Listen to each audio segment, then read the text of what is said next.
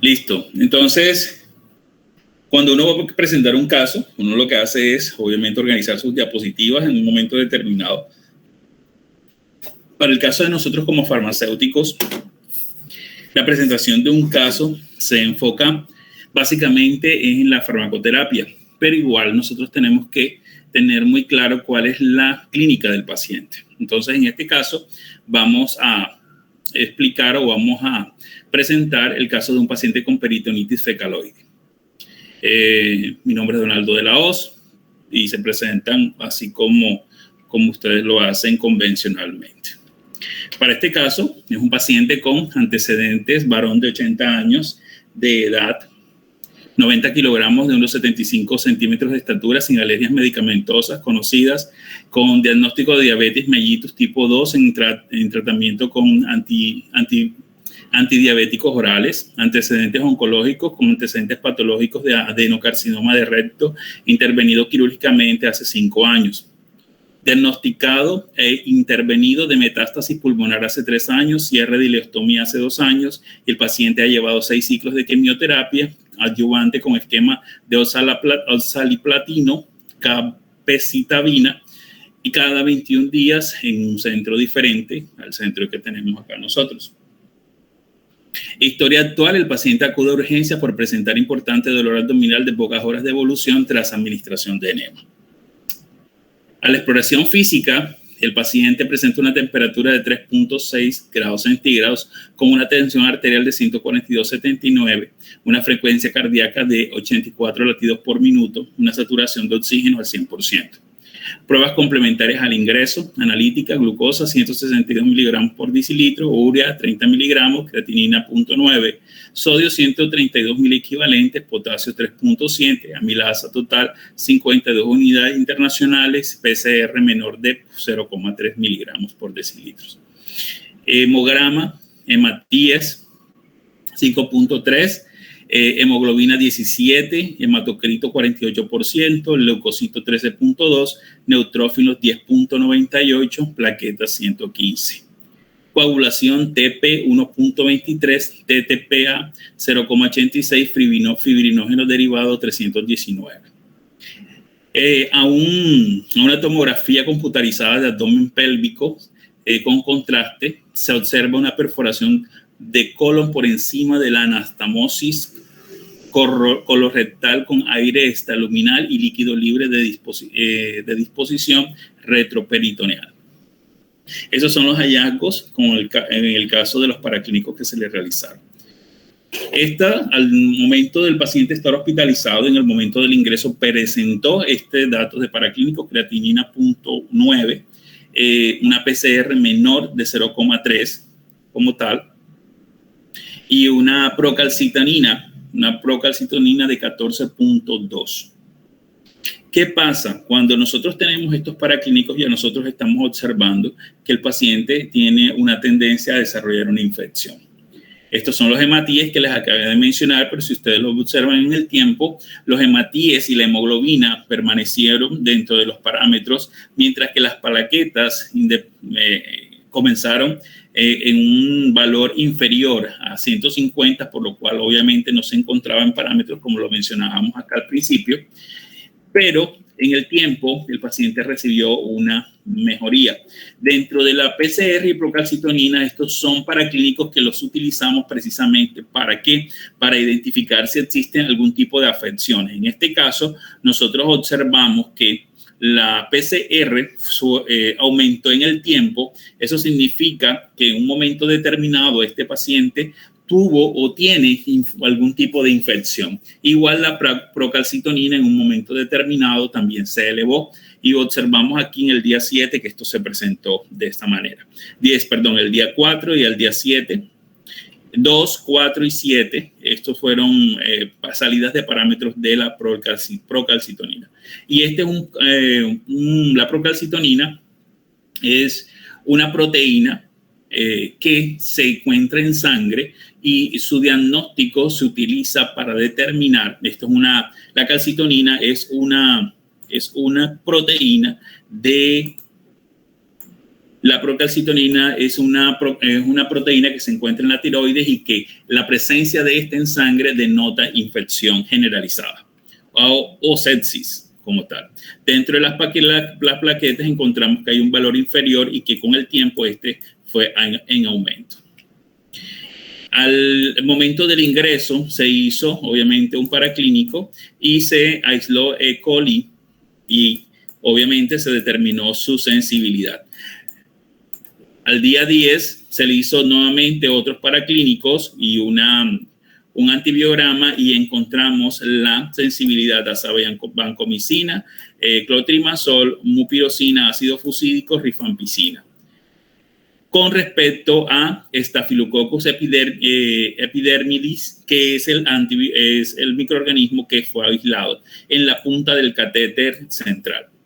También el día 10 se aisló E. coli, y esto es en cavidad abdominal, donde en el TAT que se le hizo, que encontramos en el día 10, encontramos que existían burbujas y gas extraluminales, obviamente con unas colecciones líquidas a nivel intraabdominal, lo que en la evacuación de este líquido por sonda se encontró y se aisló la E. coli en acceso intraperitoneal, el cual es sensible a amoxicilina, cefuroxima, cefotaxima, gentamicina, clotrimazol, imipenem e imeropenem, teniendo en cuenta que a este paciente en un momento determinado se le formuló ciprofloxacina sin tener evidencia en la historia clínica realmente de la dosis que se le suministró.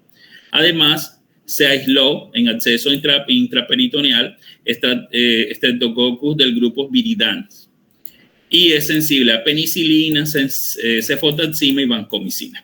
Entendiendo aquí que en este caso, en el día 10, el medicamento de elección sería vancomicina, además de amoxicilina e imipenem, serían los antibióticos de elección para este tipo de pacientes. Para el estado de situación, nosotros tenemos una descripción de nuestro paciente y observamos que los problemas de salud que se detectaron fue una peritonitis fecaloide, manejo del dolor, obviamente por causa de la enfermedad, ya que este paciente fue sometido a un proceso quirúrgico, náuseas postquirúrgicas, insomnio, una premedicación con anticoagulantes para evitar trombosis, un hilio paralítico postquirúrgico, una bacteremia asociada a catéter y un adenocarcinoma de recto. Estos son los problemas de salud que se detectaron en la historia clínica del paciente, donde obviamente se supone que están controlados debido a que el paciente se encuentra en manos del personal sanitario y son estos quienes describen en historia clínica que esto se controla o no se controla y si se halla o no se halla. Dentro de lo que es una preocupación para el paciente, encontramos que el insomnio, la premedicación y el adenocarcinoma o el cáncer no son los problemas de salud que se preocupan, ya que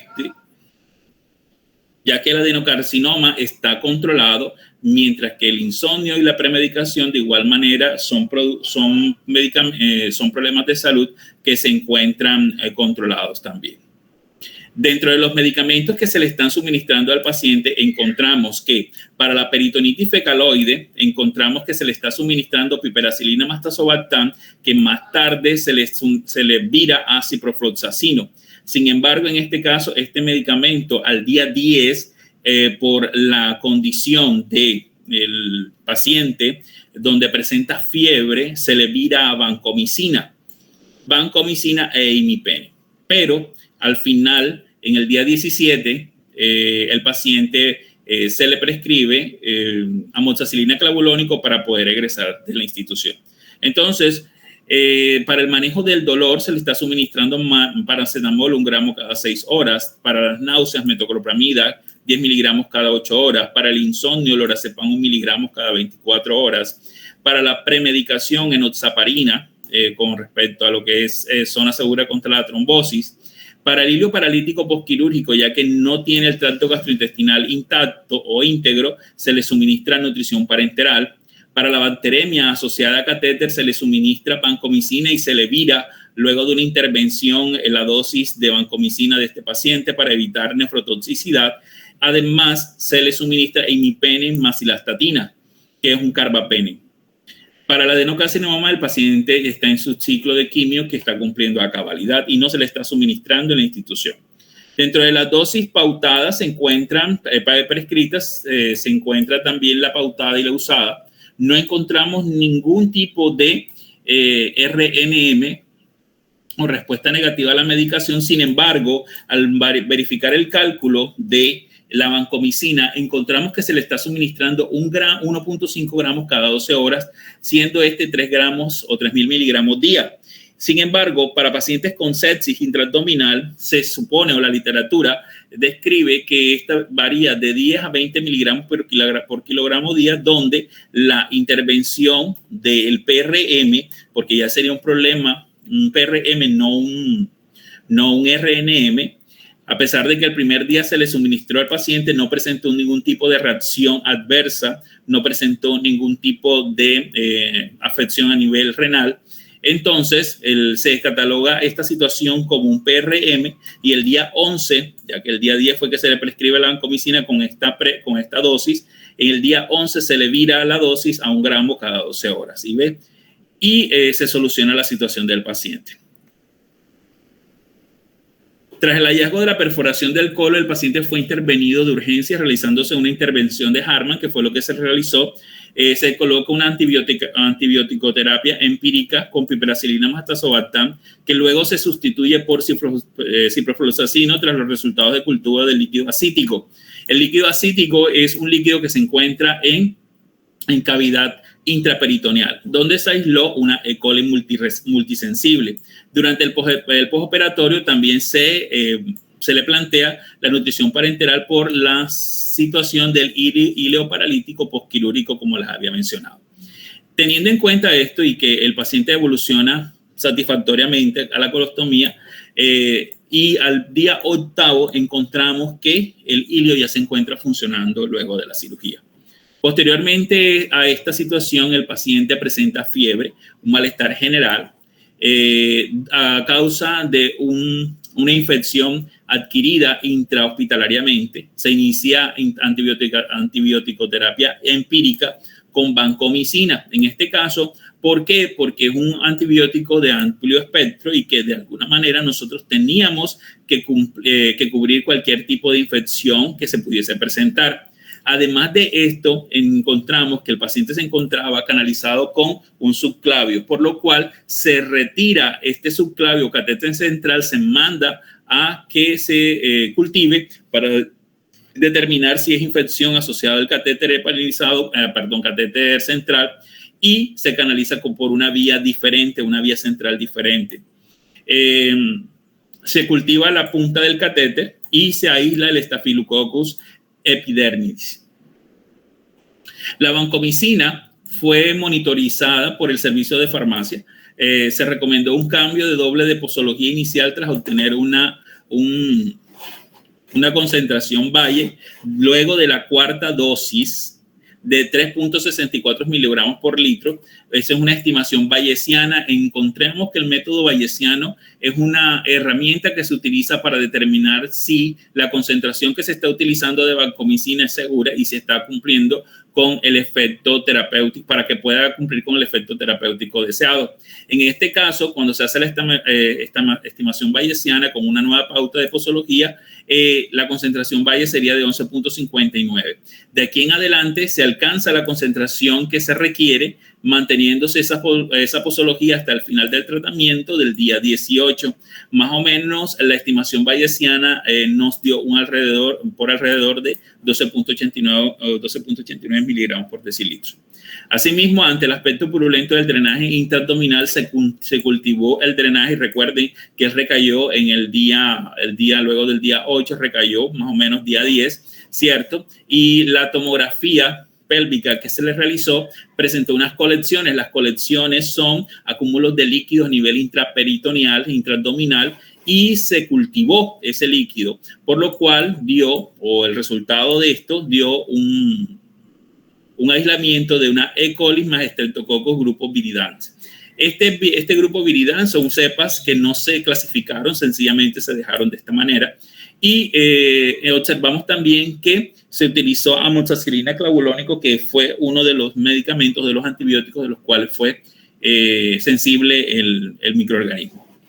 A nivel nutricional, el día 13 se inició la tolerancia de líquidos del paciente, progresándolo hasta llegar a dieta líquida, fase 3 del día 14.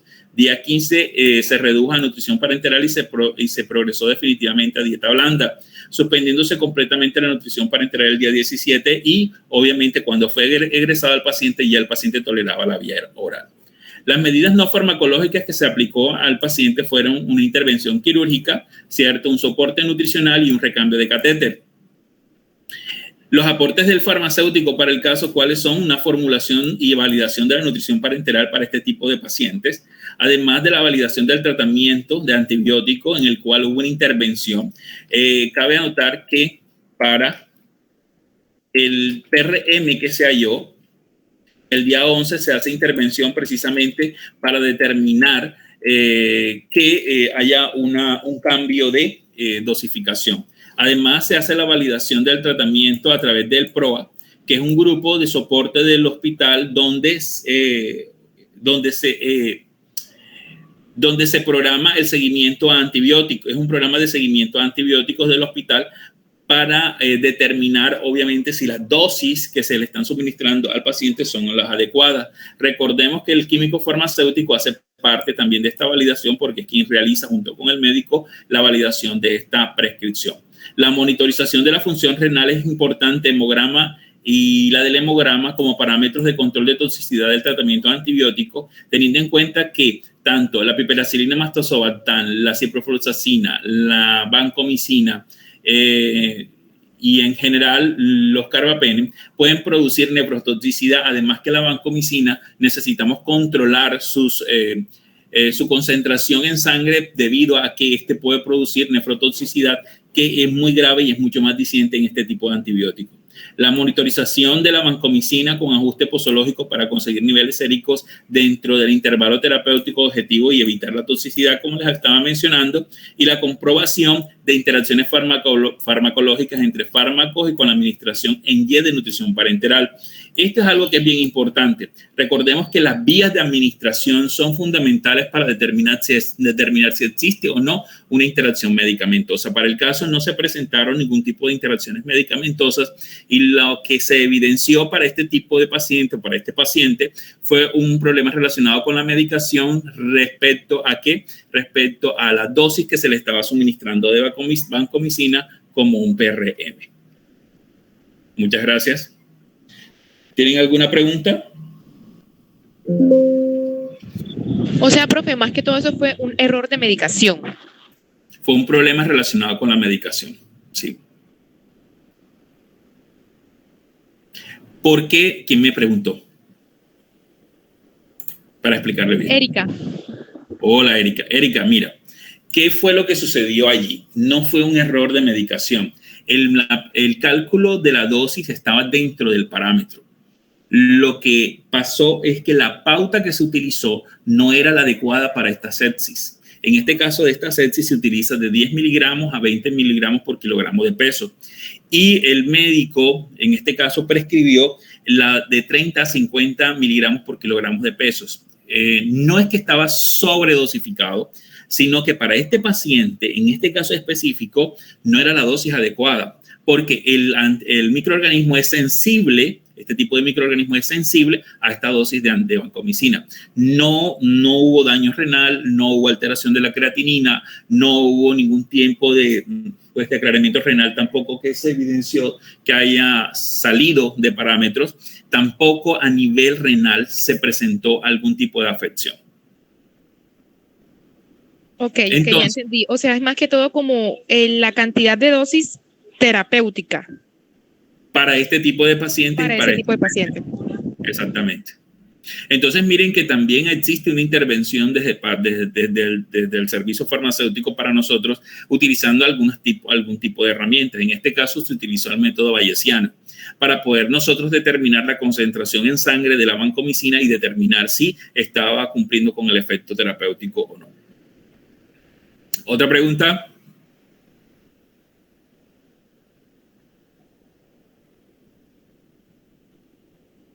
Profe, una duda, o sea, lo del inicio, o sea, los paraclínicos se tomarían los primeros paraclínicos que se hicieron, ¿cierto? Porque es que, por ejemplo, mi paciente sigue ahí hospitalizado y le siguen haciendo como, ¿cómo le explico?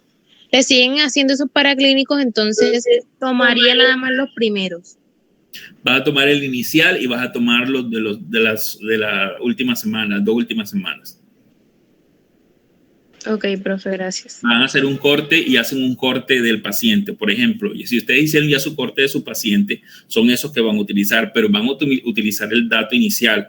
¿Por qué? Porque ustedes tienen que saber cómo llegó el paciente a la institución.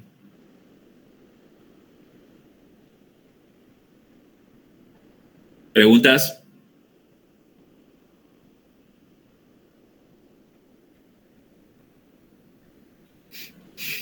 ¡Qué miedo!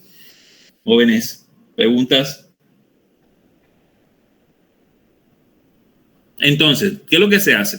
Nosotros validamos dentro del quehacer del farmacéutico cuando tenemos el estado de situación y tenemos los problemas de salud. Nosotros verificamos y validamos la dosis y verificamos si están dentro de los parámetros y si corresponde a esta patología como tal. No significa que haya un error. En este caso que yo les mencioné, yo se los traje específicamente ¿por qué? Porque es que no hubo un error en la prescripción, o sea, el cálculo estuvo bien.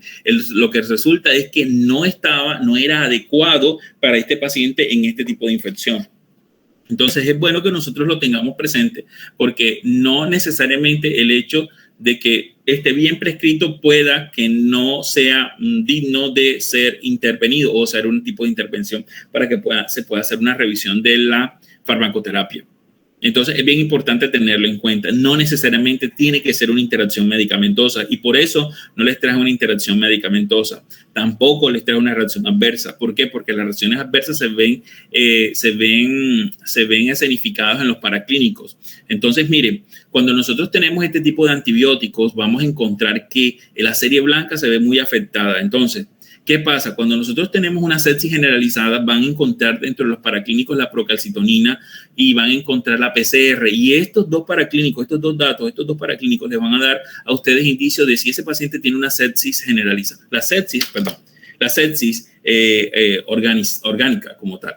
Entonces, es necesario que nosotros lo entendamos porque muchas veces no vamos a entender para qué sirve en estos paraclínicos. De hecho, ellos son los que nos dan indicios a nosotros de cómo se encuentra el paciente en un momento determinado. Entonces, es bien importante que lo tengamos en cuenta y para qué, obviamente, nosotros utilizamos este tipo de pacientes, para qué utilizamos estos paraclínicos y qué es lo que nos quieren decir estos paraclínicos. Este paciente en ningún momento tuvo un problema con su cuadro hemático, su hemoglobina, etcétera, etcétera, permaneció. Es un paciente que tiene unos antecedentes bien particulares, un paciente con cáncer, un paciente que tiene un cáncer de colon precisamente, un paciente que ya obviamente tuvo una colostomía. Pero miren que con la nutrición parenteral y en el caso de la nutrición parenteral, nosotros cuando tenemos un paciente de este tipo que no está ventilado, entonces el estrés que se le calcula o la constante que se utiliza no es la misma que si fuese un paciente normal, convencional. Por ello, nosotros tenemos que tenerlo claro. Nuestra intervención para este tipo de pacientes es la verificación también de esa nutrición parenteral. En este caso, hubo un manejo. Hubo una historia tórpida en un momento determinado cuando hablamos de que el paciente iba bien y de pronto se puso malito. El paciente, nosotros utilizamos conceptos como evolución tórpida. ¿Qué significa esto? Que el paciente avanza de alguna manera y de pronto decae sin saber nosotros qué fue lo que sucedió. Para este caso, fue un paciente que se detectó a nivel de catéter subclavio, se detectó una infección. Como foco, el foco de infección fue el catéter, punta de catéter subclavio. Lo que hicieron fue, obviamente, canalizarlo de otra manera, ¿cierto? Subclavio puede ser y también se puede canalizar de esta manera. Y lo que hacemos allí es tratar de virar, obviamente, el foco de inserción para obviamente tenemos que administrar el medicamento al paciente, obviamente la condición séptica del paciente lo amerita y también a nivel intraabdominal, miren que esta es una infección de sitio quirúrgico, pues interabdominal, infección interabdominal, básicamente porque es un paciente bastante complejo con unas comorbilidades que contribuyen precisamente a esta situación. El paciente es un paciente diabético, no es manejado, o sea, y no se había manejado y no se describe dentro de los medicamentos, obviamente la diabetes mellitus tipo 2, porque este paciente dura 18 días de hospitalizado y se maneja con su mismo tratamiento de casa. No se relaciona dentro de la medicación porque contra la medicación no hubo ningún tipo de hallazgo. Tampoco hubo reacciones adversas asociadas a la utilización de hipoglicemiantes. Entonces, es bueno que nosotros lo tengamos presente. Porque la serie blanca y la serie roja y las plaquetas son las que nos van a evidenciar a nosotros cuál es el comportamiento del paciente. Encontramos que la serie blanca se ve afectada precisamente por cualquier tipo de infecciones, donde obviamente si también hay problemas de coagulación, nosotros vamos a ver también afectadas las plaquetas. Eso lo tenemos que tener bien claro. Y no, obviamente, en la exposición de nuestro paciente no nos duramos más de 15, 20 minutos más o menos 20 minutos. Entonces, lo importante es que tengamos claro qué es lo que nosotros vamos a hacer. La presentación del caso, la presentación de paraclínicos, la presentación del estado de situación y las conclusiones al final. No es necesario que nosotros tampoco, pues yo lo que quise traer fue una explicación también del paciente, de qué fue lo que le sucedió, pero no es necesario traer el desarrollo de la evolución del paciente, porque luego de que se hace la presentación del caso, el estado de situación, se determina cuáles son las intervenciones del farmacéutico y hasta allí termina la presentación del caso. El desarrollo de la evolución del paciente no es necesario. Listo, jóvenes. ¿Preguntas? Profe, yo tengo una pregunta. Dime, Erika. Usted estaba diciendo, ahorita dijo pues que las RAM se ven evidenciadas o son notorias en los paraclínicos. En mi caso, si el paciente, por decirlo así, tiene quetiapina, tiene losartán, tiene carvedilol, y esos medicamentos entre sus reacciones adversas presentan síncope, mareo. Pero eso no se ve evidenciado en los paraclínicos, pero sí puede ser una reacción adversa. O sea, ¿cómo hace uno para corroborar que sí fue debido a esos medicamentos? Porque en mi caso, mi paciente presentó síncopes. Okay. Y yo lo relaciono pues con esos medicamentos, pero eso no está evidenciado en un paraclínico. Y en la literatura internacional se ve evidenciado en las reacciones adversas que describe el medicamento, sí está evidenciado de que sí el paciente, pues que es una reacción ya descrita en la literatura internacional, el síncope asociado a quetiapina.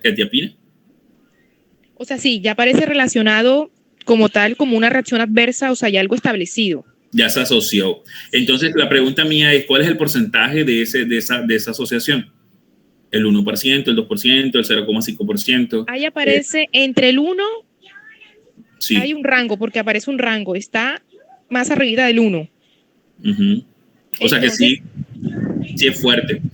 Entonces, la evidencia sí es fuerte. Entonces, mira que hay algo que es bien importante. Lo que yo decía es que, por ejemplo, para los antibióticos, nosotros sí tenemos que revisar los paraclínicos. ¿Por qué? Porque ahí es donde se evidencia. Específicamente hablé de los antibióticos. Si no lo dije, pues entonces se los estoy diciendo. Cuando ustedes tienen antibióticos, ustedes tienen que revisar precisamente los paraclínicos. ¿Por qué? Porque es que allí es donde ustedes lo evidencian, donde se afecta la serie blanca y la serie roja. Básicamente es la serie blanca. Entonces, esa es lo que tienen que revisar generalmente cuando tienen antibióticos. Además, que los antibióticos pueden producir algún tipo de afección con respecto a problemas dermatológicos, por ejemplo, síndrome de cuello rojo, rash cutáneo, puede producirse también tubefacencia, y todo este tipo de afecciones a nivel dermatológico se pueden producir cuando se utilizan antibióticos. Pero con respecto a los antibióticos fue que yo mencioné o que yo quería hacer referencia cuando mencioné los paraclínicos. Claro, hay medicamentos que afectan el sistema nervioso central, hay otros que afectan otro tipo afectan la oxigenación cerebral, hay necrosis celular. Entonces, en estos casos, obviamente, ustedes no van a ver dentro de un paraclínico, obviamente, alguna evidencia de esto, tal vez, o de pronto una apostosis, pueden ser una apostosis celular, donde ustedes pueden revisar y mirar que existen proteínas y a nivel de la creatinina, aumento de creatinina y eliminación en sangre o orina, perdón, eliminación de orina o eliminación de heces fecales, donde nosotros podemos evidenciar esta parte. Entonces, podemos evidenciar de alguna manera, pero no necesariamente tienen que ser todos los paraclínicos. Obviamente, siempre que haya una reacción adversa, no se va a evidenciar en un paraclínico, sino que es una manera de hacer seguimiento. Los paraclínicos es una manera de hacer seguimiento a reacciones adversas asociadas a medicamentos, específicamente antibióticos. Pero también hay otros medicamentos que pueden producir discrasia sanguínea. Entonces, están algunos antipsicóticos, están algunos antifúngicos, también puede producir discrasias sanguíneas. Entonces, sí es bueno que los tengan en cuenta. ¿Preguntas? ¿Quedó claro cómo se presenta el caso? ¿Qué dices, Luisa? Sí, profe, está claro. Sí. ¿Rubén? Sí, profe. También está claro. Ok, entonces ustedes... Y eso que llegué tarde. Ok, bueno. Bueno, la idea es que ustedes presenten el caso más o menos de esta manera. Recuerden que no tienen que decir la evolución del paciente. Yo se los quise traer de la manera de como explicarle qué fue lo que pasó, porque durante todo lo que ustedes, en la presentación de su caso, ustedes tienen que relacionar la farmacoterapia con el problema relacionado con el medicamento y cuál fue la solución. Y obviamente lo tienen que relacionar con el paraclínico. Recuerden que nosotros nos centramos básicamente en el medicamento. Miramos cómo se formula, miramos sus dosis, miramos si está relacionado o no. Y en el caso específico, si existen reacciones adversas, recuerden que las reacciones adversas siempre las van a relacionar ¿con qué? Con una evaluación de seguridad. Recuerden, lo que siempre es con seguridad. Las reacciones adversas lo relacionan con seguridad. Recuerden que la evaluación en el estado de situaciones de necesidad, seguridad y efectividad. Y las reacciones adversas la van a relacionar, Luz Daniela, ¿con qué? Luz Daniela.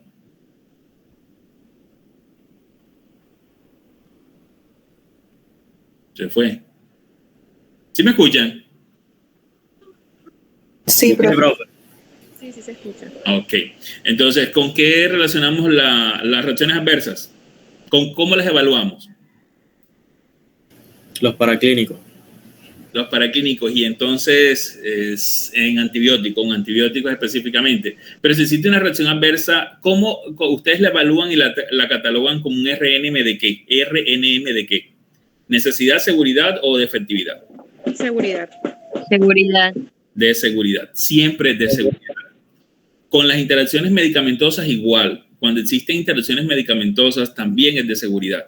Entonces, cuando es de necesidad, es porque un medicamento fue prescrito y no en la dosis adecuada. Cuando es de efectividad, es porque el medicamento fue prescrito y no fue prescrito, perdón, aquí ahorita me equivoqué. Cuando fue prescrito, pero no fue prescrito en la dosis adecuada. Y de necesidad significa que lo necesita o no lo necesita el paciente. Y de efectividad, que es efectiva su acción medicamentosa. Y entonces esa acción medicamentosa se ve supeditada a la concentración. Ahora bien, si hay un paciente que presenta un rash en piel, si se le aumenta la dosis, si se le ajusta la dosis, entonces ya se le quita el rash y sigue siendo efectivo. Entonces, ¿es de seguridad o es de efectividad? Entonces, en este caso, nosotros tenemos que saber, porque ahí existe como una confusión. ¿Qué pasa? ¿Qué es lo que está sucediendo ahí? ¿Es de seguridad o es de efectividad? No, el medicamento es efectivo. Lo que sucede es que tenemos que ajustar la dosis. Entonces, el medicamento se queda en lo que es en efectividad. El medicamento es efectivo. Entonces, una efectividad cuantitativa. Entonces, recuerden que hay RNM de necesidad cuantitativa y no cuantitativa, RNM de efectividad cuantitativa y no cuantitativa, y RNM de seguridad cuantitativa y no cuantitativa. Cuantitativa cuando depende de la dosis, básicamente en todos los casos, y de la concentración, que estamos hablando de cantidad. Y lo otro, que definitivamente no. Por ejemplo, un paciente puede ser, Rubén es alérgico a la dipirona, pero resulta de que póngansela como se la pongan, a él va a ser alérgico. Pero resulta de que ahí no, a Rubén lo hospitalizaron en un momento determinado. Y resulta de que Rubén le están colocando su analgesia y le prescribieron dipirona. Al ajustar la dosis se corrigió, entonces no es de seguridad, es de efectividad. El medicamento es efectivo. El medicamento es seguro, pero no es efectivo y no es efectivo en esas dosis. ¿Qué pasa? Pueden ser dosis superiores o pueden ser dosis inferiores y necesariamente tenemos que ubicarlos en algún contexto. Puede ser también en un momento determinado cuando yo tengo una reacción adversa a un medicamento y recuerden que las reacciones adversas se presentan cuando se administra en las dosis correctas. Y en este caso, que no son dosis correctas, entonces es de efectividad. Entonces, si no es una dosis correcta, no es una reacción adversa. O sea, si un medicamento se administra en una dosis incorrecta y se presenta una reacción adversa, no es de seguridad, es de efectividad. Entonces, no es efectivo, presenta la reacción adversa, hay que quitárselo el medicamento al paciente o hay que disminuir la dosis para que sea efectivo. Porque entonces, si no es así, es dañino, no es de seguridad. Porque recuerden que las reacciones adversas están o se producen básicamente cuando se prescribe el medicamento correcto, la dosis correcta, el medicamento correcto, el paciente correcto y todo es correcto. Y se presenta la reacción adversa. Ahora, si se le sube o se le baja la dosis, ya eso es otra cosa totalmente diferente. Ya es una cosa totalmente diferente. Entonces, las interacciones medicamentosas sí están y se enmarcan dentro de lo que es seguridad.